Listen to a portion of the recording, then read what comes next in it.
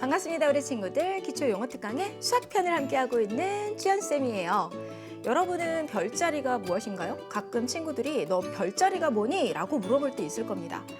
요즘 우리나라는 MBTI를 이용을 해서 사람의 어떤 성향을 많이 알아보는데 영어권 국가에서는 이 별자리로 사람의 성향이나 성격을 예측한다라고 합니다. 여러분, 12개의 별자리가 365일을 기준으로 이렇게 나뉘어져 있어요. 그 기간이 있습니다. 그래서 여러분들이 태어난 그 생일에 따라 각각 나의 별자리가 존재한대요. 갑자기 별자리 이야기 왜 하냐고요? 자, 사실 오늘 만나게 되는 용어 중에서 우리 별을 측정하다가 이 용어가 탄생을 했어라고 말할 수 있는 용어가 있기 때문입니다. 고대 천문학자들은요, 별이요, 이렇게 구면 위에 있다고 생각을 했어요. 그렇기 때문에 관찰자와 이 별 사이의 거리는 일정해 라고 생각을 했다고 합니다. 자, 그렇다면 두 점 사이의 거리, 이것은 어떻게 될까? 이것을 어떻게 측정할 수 있지? 이렇게 생각을 하다가 그러면 요 부채꼴 모양의 요 현의 길이가 두 별 사이의 거리와 같은데? 라는 생각을 하게 된 거죠. 그래서 이 길이를 쉽게 구하기 위해서 자, 이 그림에서 시야각이 2x가 되는데요. 이 시야각을 딱 절반으로 나누었어요.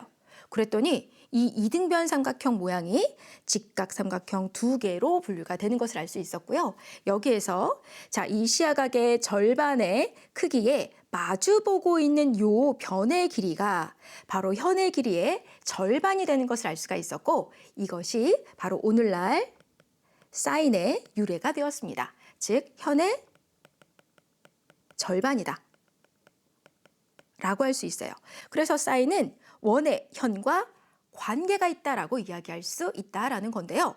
자, 그렇다면 코사인은 어떻게 유래가 되었을까요? 자, 코사인은요, 이렇게 쓸 수가 있는데 여기에 코라고 하는 것은 자, 여각이라고 하는 뜻을 갖고 있는 그 알파벳의 앞에 있는 약자 두 개를 데려다가 이렇게 사용을 한 겁니다. 자, 그리고 여기에 사인이라고 하는 말이 붙었어요. 그러면 이게 원래 코플리먼트 사인 이렇게 이야기할 수 있는데 이것은 여각의 사인을 뜻합니다. 여각의 사인. 여기에서 말하는 여각은 무엇이냐? 더해서 90도가 되는 각을 뜻해요. 그러면 보세요. 여기까지의 각이 x였어요. 그런데 여기가 직각이니 선생님이 요 각을 90도 빼기 x로 표현할 수 있을 때 90도 빼기 x, 바로 얘가 여각이 되는 거죠. 이 각이 여각이다 라는 거예요.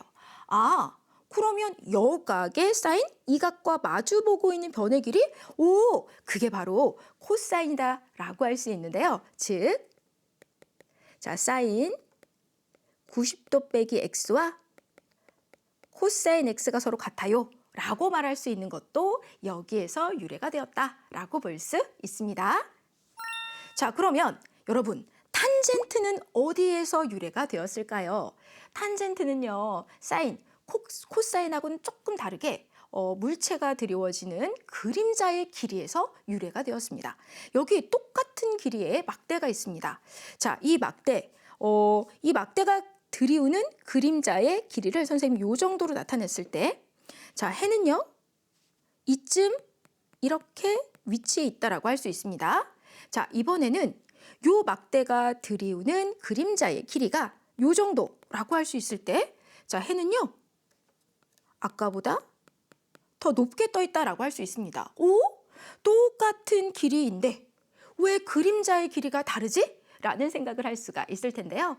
맞아요. 이렇게 그림자의 길이가 태양의 고도에 따라 똑같은 물체라도 다르게 나타내어지는 것을 또 이제 고대인들은 발견을 했고, 이 그림자의 길이를 책에 딱 이렇게 서술을 하면서 이것을 어떠한 물체의 길이를 그림자의 길이를 가지고 구하는 데 사용을 하게 되었습니다. 이게 바로 탄젠트의 시초, 유래가 되는데요. 이때는 탄젠트라고 하는 용어를 사용하지 않았어요. 그때는 렉타라고 하는 용어를 썼는데 이게 그림자라고 하는 뜻을 가지고 있습니다. 자, 그러다가 추후에 이 물체랑 길이가 같은 원을 이 물체와 반지름의 길이가 같은 원을 이렇게 그리고 자, 이 막대와 반지름의 길이가 같은 원을 선생님이 그린 거죠. 자, 이렇게. 그럼 어차피 이 막대의 길이가 서로 똑같았으니까 똑같은 원이 그려지는데요. 여러분, 여기에서 그림자의 길이가 바로 이 원의 접선의 일부가 된다라는 개념을 이렇게 토마스라고 하는 수학자가 추후에 접목을 시킵니다. 자, 그러면서 탄젠트. 이 탄젠트의 의미가 접촉하다 또는 접선의 의미를 가지고 있어요. 그래서 추후에 이 탄젠트가 접선의 기울기에 관한 개념으로 이제 발전을 하게 된다라는 것을 알 수 있습니다. 자, 그런데 우리 지금 배우고 있는 이 탄젠트는 탄젠트. 선생님이 여기에서 요 각도를 이렇게 x라고 정해주면 탄젠트 x라고 하는 건 그림자의 길이 분의 막대의 길이다 라고 이야기할 수 있습니다. 이것을 이용해서요, 잴 수 없었던 높은 빌딩의 그 길이나 이 나무의 길이를 구해낼 수 있는데요. 자, 해가 이쯤에서 이렇게 떠 있다 라고 합시다. 해가 여기 있어요. 자, 그랬을 때 이 나무에 드리워지는 그림자가 이렇게 있다라고 했을 때 이 나무의 길이가 너무 궁금한 거죠. 그러면 보세요. 여기에 길이 재기 쉬운 막대 하나를 딱 놓습니다. 그리고 그 막대의 그림자의 끝이 나무의 그림자 끝에 오게 이렇게 놓는 거죠.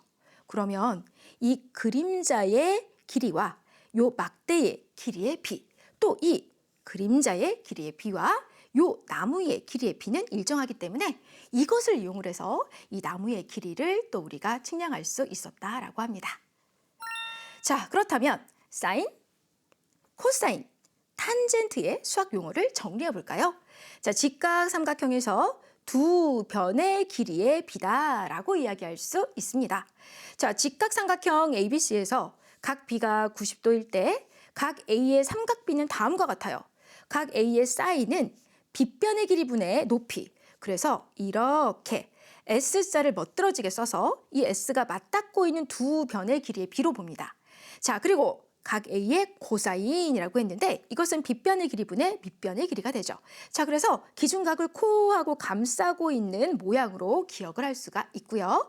탄젠트라고 하는 것은 밑변의 길이 분의 높이로 나타낼 수 있는데요. 바로 이렇게 여기 직각을 기준으로 T자를 멋들어지게 이렇게 표현을 해서 탄젠트의 값이 밑변의 길이 분의 높이다라는 것을 알 수 있습니다. 자, 선생님이 아까 앞에서 이야기했던 것처럼 관측자와 별 사이의 거리가 일정하다라고 보았던 것이 여기서는 빗변의 길이가 되는 겁니다. 자, 그리고 우리가 그림자의 길이에서는 바로 그림자의 길이가 바로 여기 나와 있는 요 선분 AB의 길이가 되는 거고 막대의 길이가 선분 CB가 되는 거죠. 이렇게 원리를 알고 나니까 이 유래까지 용어에 접목시켜서 훨씬 더 쉽게 배울 수 있습니다. 자, 그렇다면 오늘 배운 용어를 확인해 볼까요? 자, 오른쪽 그림과 같은 각 B가 90도인 직각 삼각형 ABC에서 지금 이 세 변의 길이가 주어졌습니다. 이 세 변의 길이가 피타고라스의 수인 것도 알 수 있네요. 그런데 여기에서 코사인 A의 값을 물어보았습니다. 자, 그렇다면 여기 각이 기준각이 되는 거고요. 자, 이 기준각을 우리가 딱 표시를 한 후에 코사인은 빗변분의 밑변의 길이다라고 이야기할 수 있다. 그러면 코사인 A는 바로 10분의 6인 것을 알 수 있고요. 기하분수로 나타내면 5분의 3이 되는 거죠. 그래서 5분의 3, 1번이 정답이 되는 것을 알 수 있습니다. 자, 그렇다면 오늘 배운 용어 한 번 더 정리해 볼까요? 직각 삼각형에서요, 높이와 밑변의 비라고 했습니다. 그래?